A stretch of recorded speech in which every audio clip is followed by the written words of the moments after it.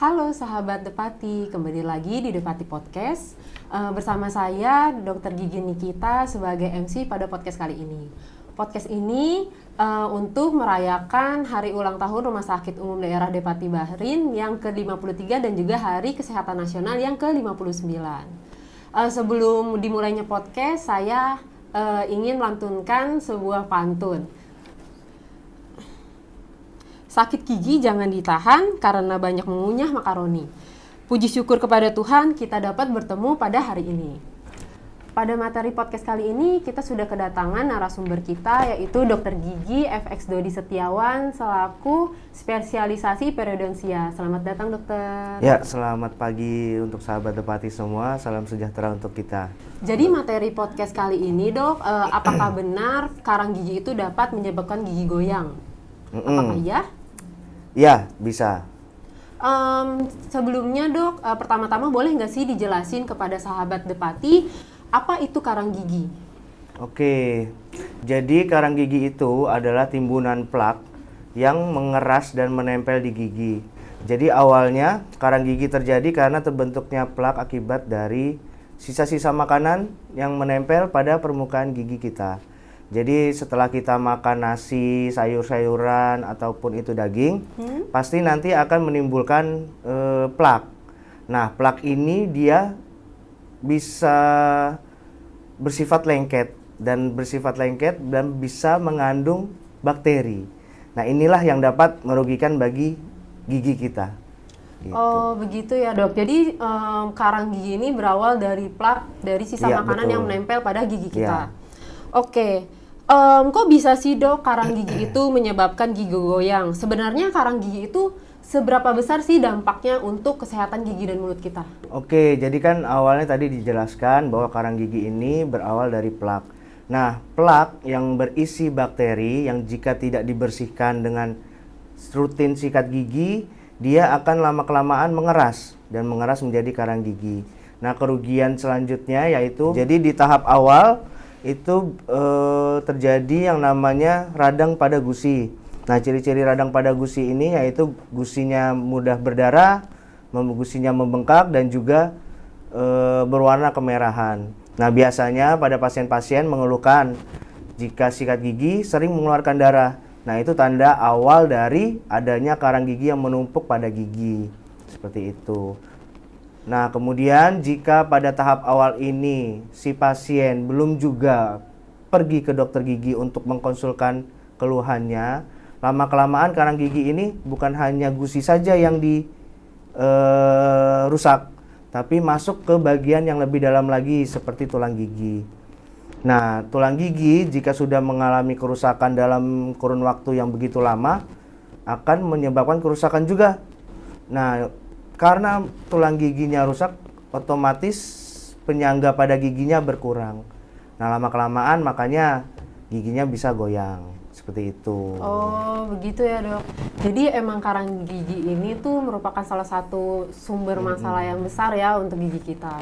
Nah dok, untuk pertanyaan selanjutnya, jika seorang pasien nih, dia karang giginya menumpuk, udah dilakukan scaling tapi giginya goyang.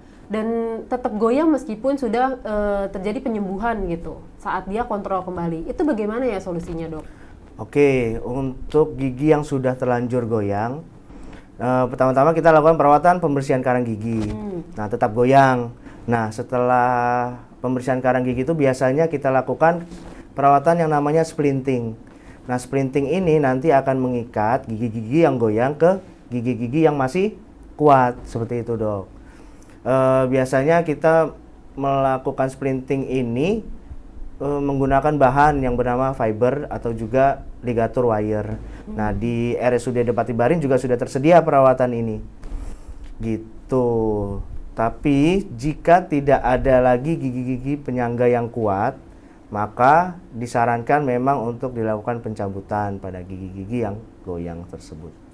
Gitu, baik dok, jadi masih ada harapan ya untuk mengatasi gigi yang sudah goyang parah. Jadi kalau semisal tidak ada harapan, baru perawatan terakhirnya yaitu dicabut giginya. Seperti itu, ya. Jadi dok, untuk info sahabat Depati, perawatan untuk mengatasi karang gigi ini sendiri itu apa ya, Dok? Oke, untuk perawatannya sebenarnya gampang, tinggal datang ke dokter gigi dan dibersihkan karangnya. Nah, untuk pembersihan karang, tindakan yang dilakukan bisa dengan pembersihan karang gigi atau biasa yang kita sebut dengan scaling. Nah, scaling ini kita menggunakan alat yang namanya ultrasonic scaler. Dan biasanya perawatan pembersihan karang gigi ataupun scaling ini dilakukan minimal 6 bulan sekali atau 2 kali dalam setahun. Seperti itu. Dan selain perawatan, saya juga akan menekankan untuk pencegahannya. Karena mencegah kan lebih baik daripada mengobati gitu. Jadi untuk pencegahannya disarankan untuk para sahabat Depati untuk menyikat gigi rutin 2 kali dalam sehari, pagi setelah sarapan dan juga malam sebelum tidur, seperti itu. Baik, Dok. Jadi buat sahabat Depati yang mengalami masalah karang gigi, boleh datang ke Poli Gigi Rumah Sakit Depati Bahrin untuk melakukan pembersihan karang gigi ya.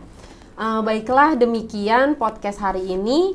Sebelum menutup podcast ini, mungkin ada dari Dokter Gigi Dodi untuk memberikan sedikit pesan-kesan untuk sahabat Depati. Oke, pesan-kesan palingnya itu saya hanya mau mengingatkan untuk rutin melakukan sikat gigi seminimal 2 kali dalam sehari, yaitu pagi setelah sarapan dan malam sebelum tidur. Jika malam sebelum tidur dia sikat gigi terus tetap makan, ya harus sikat gigi lagi, seperti itu. Jadi jangan makan terus kita tinggal tidur, itu nggak disarankan. Dan disarankan juga untuk rutin kontrol dan konsul ke dokter gigi setiap 6 bulan sekali atau 2 kali dalam setahun. Ya, seperti itu, Dok. Baik, terima kasih ya banyak ya, Dok, untuk sharing ilmunya. Semoga bisa bermanfaat untuk kita semua. Sebelum menutup podcast kali ini, bolehkan saya melantunkan sebuah pantun penutup. Badan gemuk banyak lemak, pindang tenggiri enak dengan ketupat. Terima kasih sahabat Depati yang sudah menyimak. Semoga materi ini dapat bermanfaat. Sampai jumpa lagi di Depati Podcast. Terima kasih.